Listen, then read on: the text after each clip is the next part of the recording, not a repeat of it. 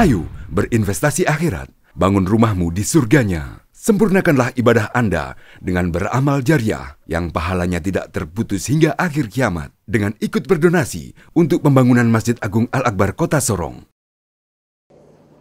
Assalamualaikum warahmatullahi wabarakatuh.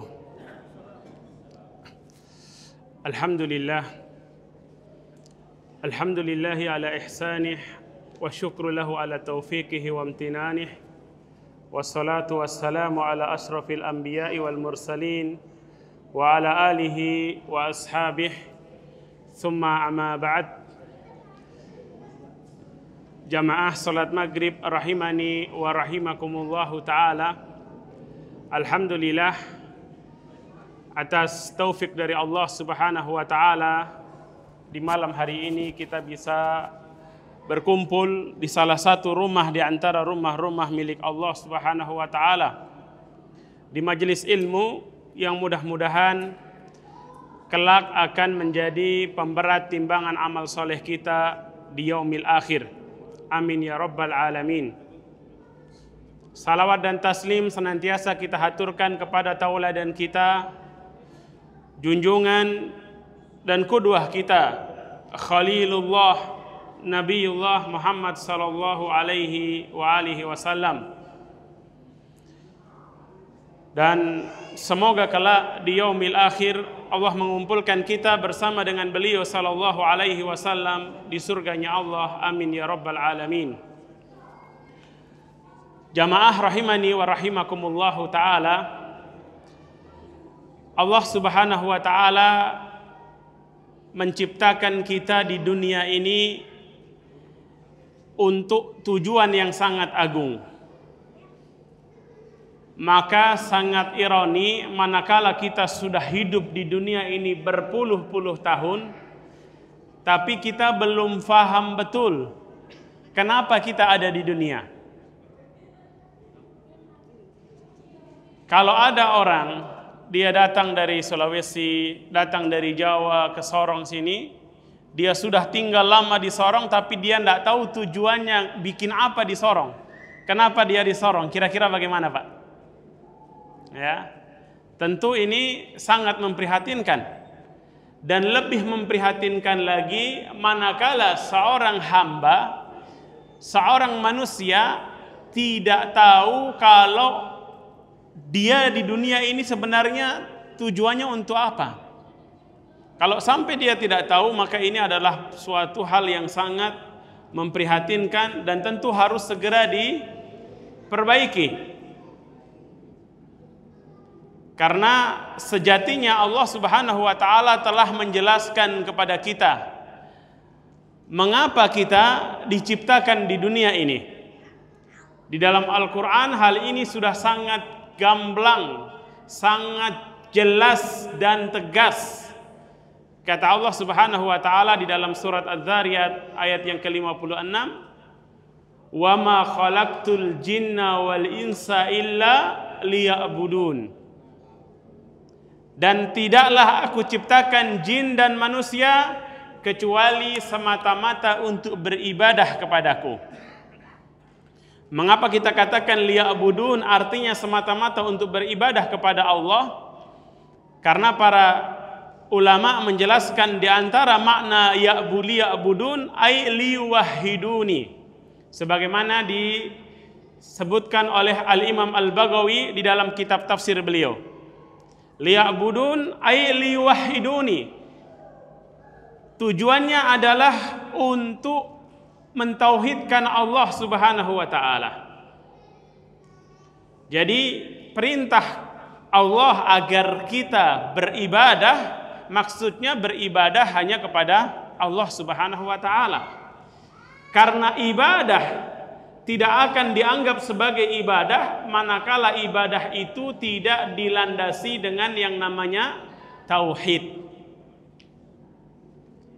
Ibadah yang kelihatannya begitu indah, begitu khusyuk, dia begitu bersungguh-sungguh, tapi kalau tidak dilandasi dengan tauhid, tidak dianggap sebagai ibadah. Sebagaimana kita sholat, Pak. Ada orang yang sholat kelihatan sholatnya Masya Allah khusyuk. Bahkan ya, ada nyamuk gigit dia nggak peduli, ya, nggak terasa. Tapi ternyata dia sholat dalam kondisi tidak berwudu. Gimana kira-kira? Sholatnya dianggap sholatnya sama sekali tidak bernilai di sisi Allah. Dia tidak bersuci, ya. Padahal dia dalam kondisi berhadas dan dia mampu bersuci, tapi nggak bersuci. Mau kelihatan khusyuk kayak apa, nggak ada nilainya di sisi Allah. Begitu juga dengan ibadah-ibadah yang lain. Semua ibadah kalau tidak didasari dan tidak dilandasi dengan tauhid, maka ibarat orang sholat tapi tidak bersuci, Pak. Apa kita mau sholat kita sia-sia? Tentu tidak mau. Apa kita mau ibadah kita sia-sia? Tentu tidak mau. Maka perlu, bahkan wajib bagi kita untuk belajar tentang tauhid. Harus faham benar dengan yang namanya tauhid.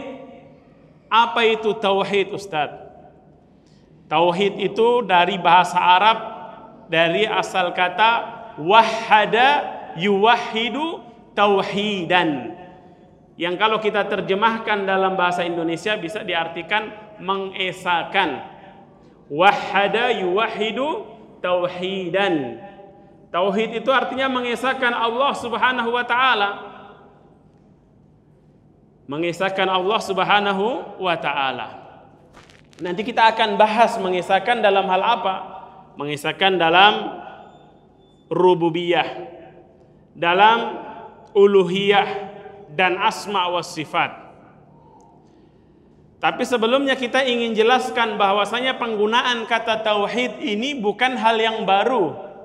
Bahkan Rasulullah Shallallahu Alaihi Wasallam sendiri beliau menggunakan kata tauhid ketika beliau mengutus Mu'ad ibnu Jabal radhiyallahu taala anhu ke negeri Yaman, ke kota Son'a dan sekitarnya untuk berdakwah.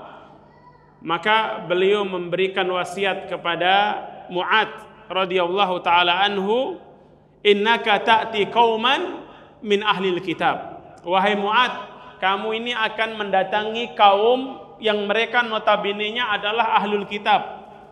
Kalau ahlul kitab berarti orang bodoh atau bukan? Bukan. Mereka punya kitab. Mereka sebelumnya pernah turun kitab kepada mereka.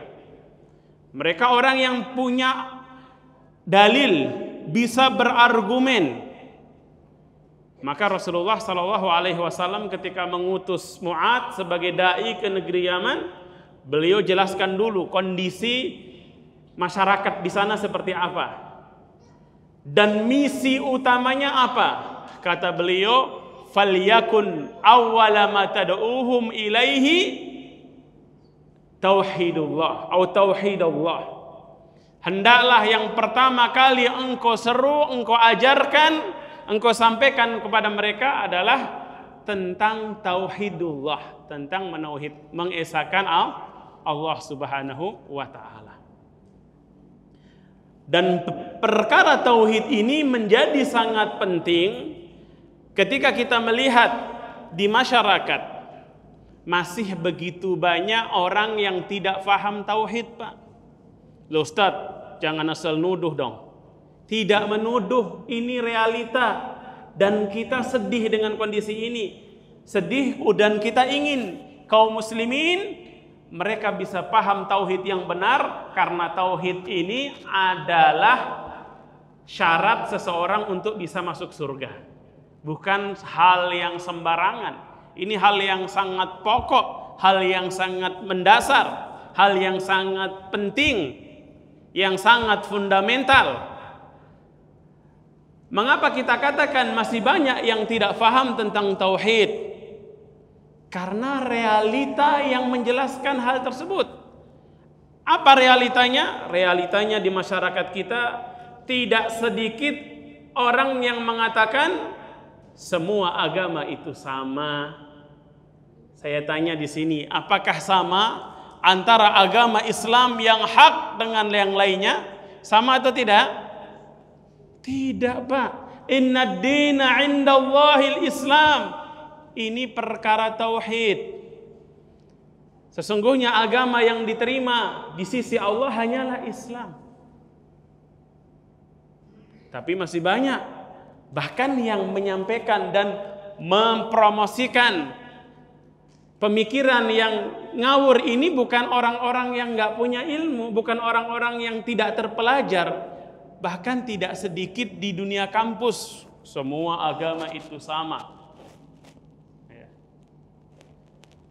Kita sebagai muslim meyakini agama yang merupakan jalan ke surga hanya Islam.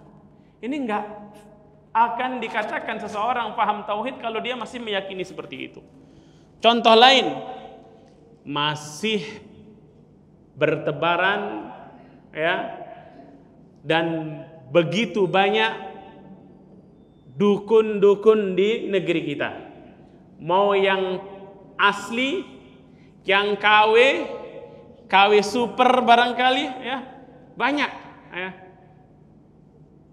Orang dari dulu sering punya slogan, dari mulai masalah rumah tangga, masalah cinta, kata anak muda, di kalangan anak muda cinta ditolak, dukun bertindak. Dukun lagi.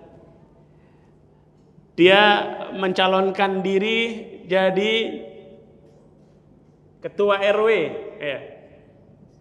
cari backingan dukun. Ke atas juga, ya kan? Dan hal-hal lain. Masih banyak kaum muslimin yang percaya dan bahkan menggunakan jimat. Saya cincin ini, kalau saya pakai ini, orang semua tunduk dengan saya. Lawan takut dengan saya. Kalau dia nggak pakai cincin itu, dia jadi serba nggak percaya diri. Ada lagi yang punya anak baru lahir, Pak, sudah dipakein jimat. Ini anak kecil supaya tidak kena, kalau orang barat bilang tidak kena sawan. Itu barat kan, Indonesia barat maksudnya. Ya. Tidak kena sawan, maka dikasih gelang dari benang, ada bawang merah, bawang putih, apa lagi? Cabe apa? Jadi colo-colo sekalian nanti. Ya. Katanya supaya tidak kena penyakit, supaya tidak diganggu jin. Ya, supaya tidak, kalau di sini diganggu suanggi. Ya. Ini semua akibat dari apa? Akibat dari tidak faham tentang tauhid. Maka penting tidak, Pak, kita belajar tauhid? Sangat penting. Lawang kita hidup di dunia ini tujuannya adalah untuk bertauhid. Ibadah semuanya kalau tidak didasari dengan tauhid sia-sia, Pak. Maka tidak heran ketika bahkan Allah Subhanahu wa taala menjadikan tauhid ini adalah misi setiap nabi dan rasul. Walaqad ba'atsna fi kulli ummatir rasula. Kata Allah Subhanahu wa taala, dan telah kami utus pada setiap umat itu seorang rasul. Apa misi dari rasul-rasul tersebut? Ani'budullaha wajtanibut tagut. Yang misi mereka semuanya adalah untuk mengajarkan kepada umatnya agar mereka beribadah hanya kepada Allah. Ini tauhid. Dan meninggalkan semua atau segala macam bentuk tagut yang disembah selain Allah Subhanahu wa taala, itu namanya tagut. Apapun bentuknya. Mau manusia, mau kuburan, mau patung, mau pohon, ya. Kalau dia dijadikan saingan bagi Allah, disembah, dimintai pertolongan sebagai tandingan bagi Allah, ini namanya tagut. Misinya para nabi dan rasul mengajarkan kepada umatnya untuk beribadah hanya kepada Allah dan meninggalkan segala macam bentuk tagut. Inilah tauhid. Makanya Rasulullah sallallahu alaihi wasallam mengatakan, al-anbiya ikhwatun min allat, ummahatuhum syatta wa dinuhum wahid. Dalam hadis riwayat Bukhari di dalam kitab sahihnya. Para nabi itu adalah ikhwatun min allat, saudara sebapak. Ummahatuhum syatta, maknya beda-beda. Kita nggak lagi bahas poligami Pak ya. Tidak usah terlalu banyak berharap Ustadz bahas ke situ ya. Jadi tauhid ini, fokusnya tauhid. Para nabi itu adalah saudara sebapak. Emaknya beda-beda, emaknya banyak, agama mereka satu. Agama satu ini kata para ulama adalah inti ajaran mereka yaitu tauhid. Adapun syariatnya berbeda-beda. Umat terdahulu puasa, tapi puasanya nggak sama dengan puasa kita, Pak. Mereka nggak ada yang namanya sahur, ya.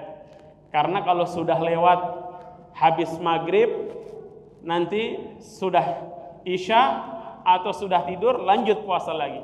Mereka sholat, tapi sholatnya nggak sama dengan sholat kita. Ajaran yang rinci seperti itu berbeda-beda, tetapi ajaran pokoknya satu, yaitu tauhid. Dan tadi kita juga jelaskan Rasulullah SAW, beliau dakwahnya dari sejak pertama diutus menjadi Rasul sampai akhir hayat beliau. Bukan hanya di Mekah Pak, sampai akhir hayat beliau selama menjadi Nabi, beliau dakwahnya adalah untuk mengajarkan tauhid dan untuk menjaga tauhid. Tentu dibarengi dengan syariat-syariat yang lain, tetapi ajaran pokoknya adalah tauhid. Ya. Bahkan beliau tadi mengutus delegasi untuk mengajarkan, dan yang diajarkan yang pertama adalah tauhid. Sekarang kita masuk pada pembahasan tentang apa itu tauhid tadi. Tauhid adalah apa tadi? Mengesahkan Allah. Dari kata wahada yuwahidu tauhidan, yang artinya mengesahkan. Yang dimaksud di sini mengesahkan Allah dalam rububiyah, uluhiyah, dan asma wa sifat. Apa maksudnya? Pertama, kita akan jelaskan nanti pembagian rububiyah, uluhiyah, dan asma wa sifat. Ini bukanlah perkara yang bid'ah, bukanlah perkara yang diada-ada. Asalnya yang namanya tauhid itu satu kesatuan. Satu kesatuan maksudnya apa? Tauhid itu mencakup tiga hal ini. Makanya kalau ada orang yang dia hanya percaya rububiyah tapi uluhiyahnya tidak dikatakan bertauhid. Tidak dikatakan bertauhid. Lantas mengapa dirinci dan dijelaskan ada yang namanya rububiyah, ada yang namanya uluhiyah, dan ada yang namanya asma wa sifat? Karena sebagian umat, terutama kaum musyrikin dahulu, musyrikin kuno pada masa Rasulullah SAW, jahiliyah, mereka itu percaya rububiyah, tapi mereka tidak dianggap bertauhid. Artinya nggak cukup dengan rububiyah. Rububiyah itu apa sih? Rububiyah ini porosnya pada tiga hal. Pada berapa? Tiga hal. Porosnya pada tiga hal. Yaitu meyakini dan mengimani bahwasanya Allah lah yang Maha Esa. Artinya Allah lah satu-satunya Sang Pencipta. Allah lah satu-satunya Sang Pencipta. Ini yang disebut dengan rububiyah. Dan rububiyah itu porosnya pada tiga hal. Mengimani bahwasanya Allah lah satu-satunya yang menciptakan. Yang kedua, kalau Allah satu-satunya yang menciptakan, maka berarti siapa yang memiliki? Allah yang menciptakan seluruh makhluk, langit, bumi, dan segala isinya alam semesta ini Allah saja yang menciptakan. Berarti siapa yang punya? Kalau Allah yang ciptakan, berarti siapa yang punya? Ya Allah.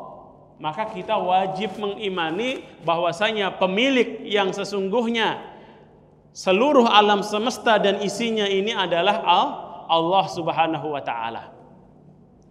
Kalau Allah yang menciptakan, Allah yang memiliki, maka aturan yang berlaku aturannya siapa? Aturan Allah. Maka Allah lah yang maha mengatur semuanya. Mengatur di sini ya, artinya semua yang terjadi itu atas kehendak Allah.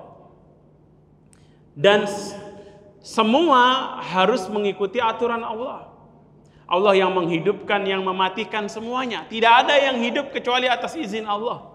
Tidak ada apapun yang terjadi, bahkan daun yang jatuh dari rantingnya kecuali atas izin Allah Subhanahu wa ta'ala. Jadi tauhid rububiyah itu porosnya pada 3 perkara. Mengimani bahwasanya, yang pertama mengimani bahwasanya Allah lah satu-satunya pencipta. Bukan seperti keyakinan sebagian orang.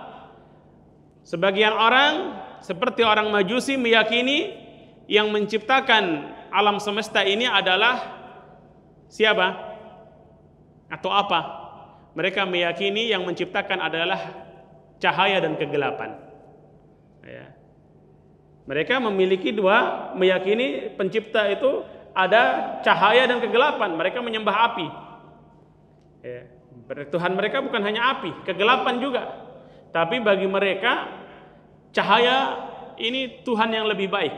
Nah, sebagian orang lagi ada yang punya keyakinan Tuhan itu ada yang bagian menciptakan, yang menjaga atau memelihara. Ada lagi yang tugasnya merusak. Nah, ini tentu tidak sesuai dengan akidah kita. Akidah kita sebagai seorang mukmin, seorang muslim, bahwasanya Allah lah satu-satunya pencipta. Pencipta yang hakiki Allah, dari yang sebelumnya tidak ada menjadi ada.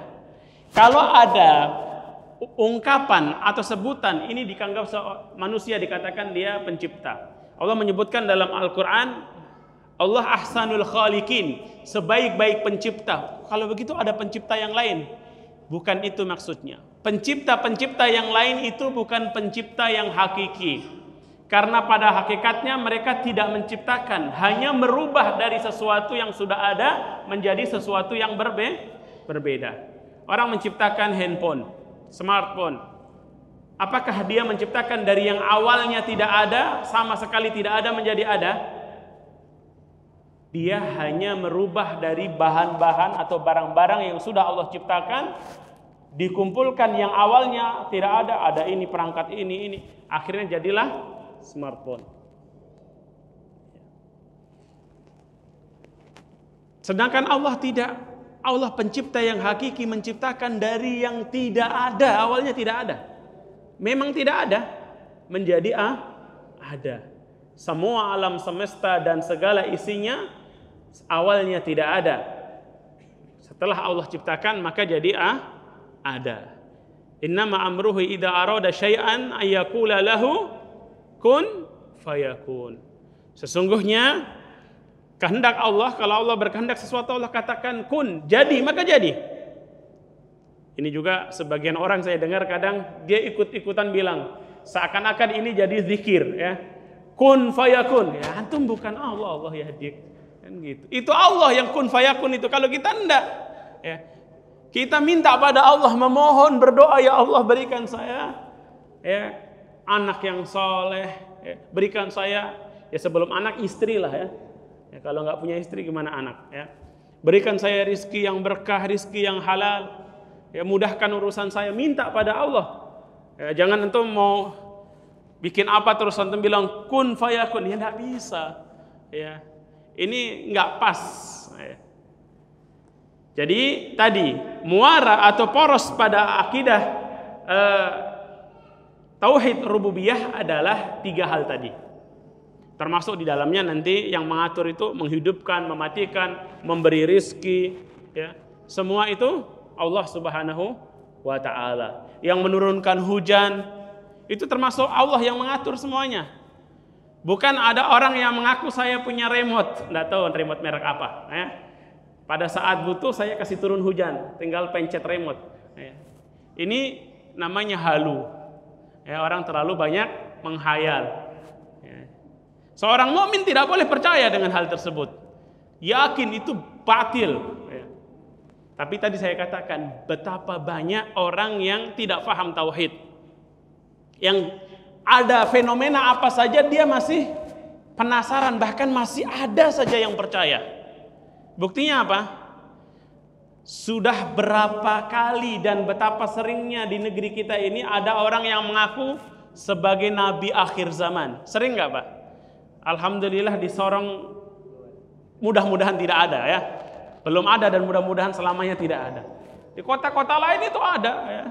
Yang namanya Musadek, yang namanya apa ya, dia katakan nabi. Ada yang mengaku sebagai nabi, ada yang mengaku sebagai Nabi Isa, ada yang mengaku Imam Mahdi, ada yang mengaku sebagai malaikat Jibril. Ini yang satu mengaku nabi, yang satu malaikat Jibril. Pas ditangkap dua-duanya dikasih masuk satu sel. Ditanya sama sipirnya, Pak Jibril dengan Pak Nabi ini sebelumnya pernah ketemu nggak? Dibilang, enggak pernah. Terus wahyunya lewat siapa? Ya. Ini Jibril dengan nabinya sama-sama nggak pernah ketemu, ketemunya di sel. Ini kan benar-benar sudah logikanya sudah rusak, tapi ada saja yang percaya, Pak. Itu yang ngaku sebagai Jibril, pengikutnya ada. Yang ngaku sebagai nabi, pengikutnya ada. Padahal satu nabi, satu Jibril yang sama-sama mengaku tadi nggak pernah ketemu. Lawang nabi itu terima wahyunya lewat siapa? Lewat malaikat Jibril, Pak.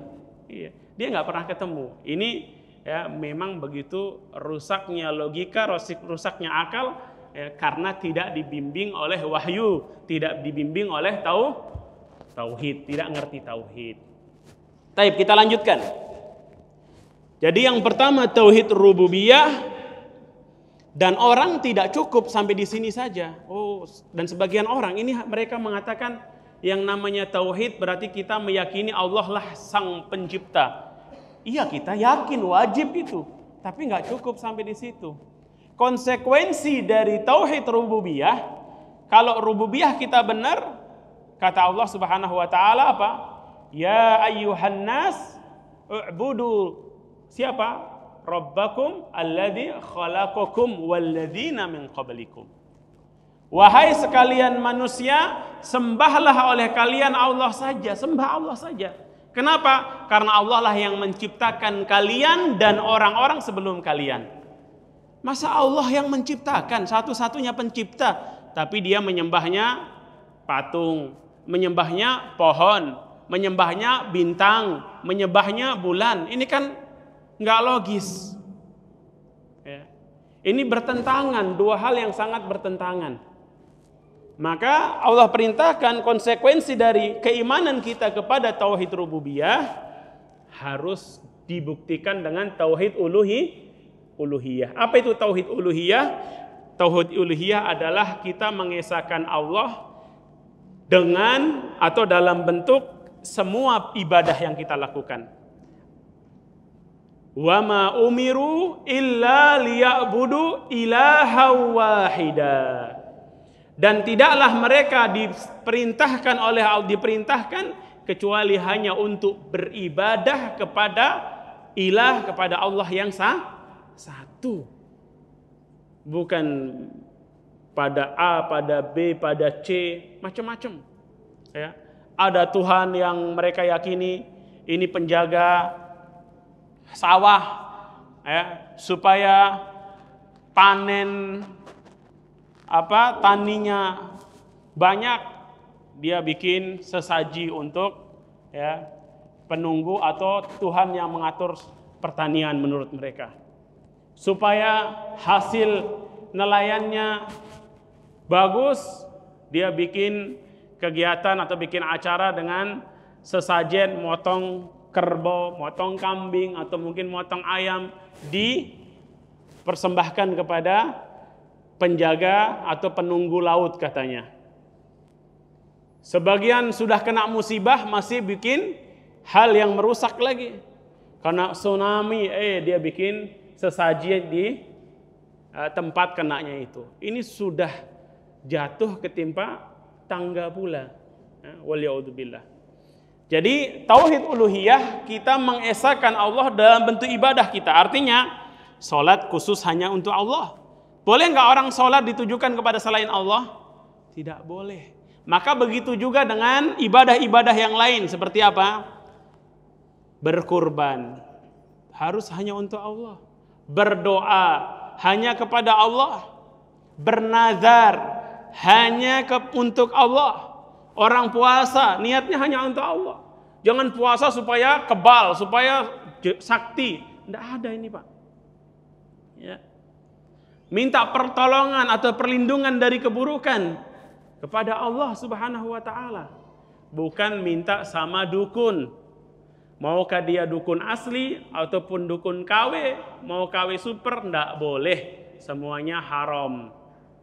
Kata Rasulullah sallallahu alaihi wasallam, "Man ata kahinan wa sadaqa bima yaqul faqad kafara bima unzila ala Muhammadin sallallahu alaihi wasallam." Siapa saja yang mendatangi dukun kemudian percaya dengan petuah-petuah dukun. Dukun di sini maksudnya bukan dukun yang membantu melahirkan, ya, dukun beranak katanya. Kalau dukun yang tugasnya dia membantu ibu-ibu hamil untuk melahirkan dan dia tidak pakai jampi-jampi yang nggak jelas. Kalau dia hanya baca bismillah, nggak apa-apa. Tapi kalau dia bismillah kemudian dia komat-kamit baca, ini nggak boleh. Ini namanya termasuk dukun yang tadi yang terlarang. Ya. Kalau kita baca, sering kita bilang apa dibilang? Kalau kita ada mi baca-bacanya katanya. Ya. Ada baca-bacanya, Ustadz ada baca-bacanya, ada. Baca apa? Bismillah. Ya. Kalau antum ke suatu tempat datang baca apa? A'udzu bikalimatillahi tammati min syarri ma khalaq. Ya. Di pagi hari dan di sore hari baca Bismillahilladzi la yadurru ma asmihi syai'un fil ardi wala fis sama. Itu semua mau dukun, mau tukang santet, mau sihir semuanya mental. Mintanya sama Allah. Jangan minta sama dukun. Ya. Jadi ibadah, yang namanya ibadah bukan hanya sekedar sholat, puasa, zakat, haji. Ya. Segala macam bentuk ibadah itu hanya boleh diperuntukkan untuk Allah. Dan ini nanti yang akan banyak kita bahas pada pertemuan-pertemuan yang akan datang insya Allah. Ini masuk ibadah, kalau ditujukan kepada selain Allah ini tidak boleh. Ya. Nanti kita bahas ini tujuannya apa sih? Tujuannya bukan untuk memvonis A, B, C salah ini neraka. Enggak. Tujuannya adalah mengingatkan dan menyelamatkan saudara-saudara kita, terutama diri kita sendiri. Jangan sampai kita jatuh kepada perbuatan yang bisa merusak tauhid. Lawan dari tauhid nanti, yaitu syirik. Itu tujuannya. Karena kita cinta, karena kita sayang dengan kaum muslimin, cinta dengan saudara-saudara kita. Ya. Nabi Ibrahim saja, Pak. Nabi Ibrahim, ada yang kenal? Tidak kenal. Messi kenal Messi? Kamu akan kenal. Masa Nabi Ibrahim? Nabi Ibrahim alaihissalam Khalilullah, Abul Anbiya, bapaknya para nabi. Khalilullah, Khalil itu kalau dalam bahasa Arab, Khalil itu level kecintaan yang paling tinggi. Makanya kalau ada orang mengatakan Ibrahim Khalilullah, Nabi Muhammad Habibullah, ini nggak tepat. Nabi Ibrahim itu Khalilullah dan Nabi Muhammad juga Khalilullah. Karena level kecintaan yang paling tinggi itu adalah Khalilullah. Dan Rasulullah mengatakan, Innallaha attakhadani khalilan kama attakhadha Ibrahim khalilan. Sesungguhnya Allah telah menjadikan saya sebagai khalilnya, sebagaimana Allah telah menjadikan Nabi Ibrahim sebagai Khalilullah. Jadi Khalilullah itu ada dua, Nabi Ibrahim dan Nabi Muhammad sallallahu alaihi wasallam. Jadi Nabi Ibrahim saja mengatakan wajnubni wa baniya an na'budal asnam, dan ini diabadikan di dalam Al-Qur'an. Ya Allah, jauhkanlah diriku dan anak keturunanku dari menyembah berhala, dari menyembah patung-patung. Itu Nabi, Pak. Terlebih dari itu Nabi kita, Nabiullah Muhammad sallallahu alaihi wasallam, dan semua nabi itu sudah dijamin surga. Apalagi Nabi kita, Nabi Muhammad sallallahu alaihi wasallam, Nabi yang paling mulia. Beliau saja berdoa memohon kepada Allah, Allahumma inni a'udzubika an usyrika bika wa ana a'lam wa astaghfiruka mimma la a'lam. Ya Allah, aku berlindung kepadamu dari menyekutukanmu, dari berbuat syirik kepadamu dalam kondisi saya tahu, dan ampunilah diriku dari yang tidak saya tahu. Masih ada waktu? Masih ya? 28 kan adanya? Ya, 1 menit. Oh. Berapa menit sebelum adzan? 10 menit sebelum adzan. Oh, tayyib. Barakallahu fiik. Tayyib. Itu tauhid uluhiyah. Ya, berarti tauhid uluhiyah dulu ya. Seharusnya sampai asma wa sifat. Tayyib, kita lanjutkan. Tauhid uluhiyah yang berikutnya adalah asma wa sifat. Asma wa sifat ini kita meyakini dan mengimani Allah memiliki nama-nama dan sifat-sifat yang sempurna, yang maha agung, sesuai yang dikabarkan oleh Allah atau oleh Rasulullah. Kalau Allah bilang Allah Sami, Allah maha mendengar, Allah Al-Basir, maha melihat, kita wajib mengimani tanpa menyerupakan penglihatan atau pendengaran Allah dengan siapapun, dengan makhluknya, tidak boleh. Tidak boleh juga kita menolak, kita katakan, oh Allah tidak seperti itu. Allah yang bilang kok. Maka kita wajib mengimani Allah maha melihat, Allah maha mendengar, dan juga sifat-sifat dan nama-nama yang lain yang Allah kabarkan di dalam Al-Quran ataupun di dalam hadis Rasulullah SAW, tapi tidak disamakan dengan makhluknya. Taib. Semoga Allah Subhanahu wa taala menjadikan kita hamba-hambanya yang bertauhid, dan kita hidup di atas tauhid, kelak kita pun mati di atas tauhid. Amin ya rabbal alamin. Wallahu taala a'lam bissawab. Wassallallahu ala nabiyyina Muhammadin wa ala alihi wa sahbihi wasallam. Wa akhiru da'wana anil hamdulillahi rabbil alamin. Assalamualaikum warahmatullahi wabarakatuh. Ayo dukung media dakwah Masjid Agung Al-Akbar dengan ikut berdonasi pengadaan alat multimedia dan operasional dakwah. Usia boleh terputus, pahala jariah mengalir terus.